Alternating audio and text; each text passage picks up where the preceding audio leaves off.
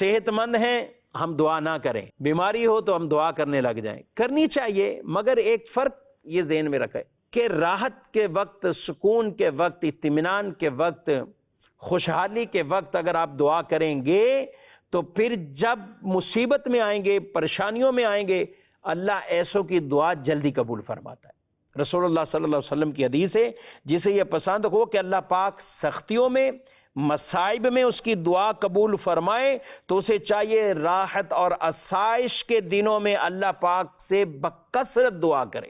مالدار آدمی کہے کہ میں تو سب کچھ ہے، مجھے کیا ضرورت ہے دعا کرنے کی، غلط ہے، آپ کو زیادہ ضرورت ہے۔ صحت مند آدمی کہے کہ مجھے کیا ضرورت ہے، ابھی تو میں بالکل ٹھیک ٹھاک ہوں، یہ ناشکری میں پھر آپ پڑھ رہے ہیں۔ تو اس لیے جب تندرست ہیں، مالدار ہیں، خوشحال ہیں، مصیبتیں نہیں ہیں، آپ رب سے دعا مانگے، عافیت کی دعا مانگے، سلامتی کی دعا مانگے۔ اگر کسی پریشانی اور مصیبت میں مبتلا بھی ہوئے، اللہ ان دعاؤں کے صدقے اس پریشانی کو دور فرما دے گا۔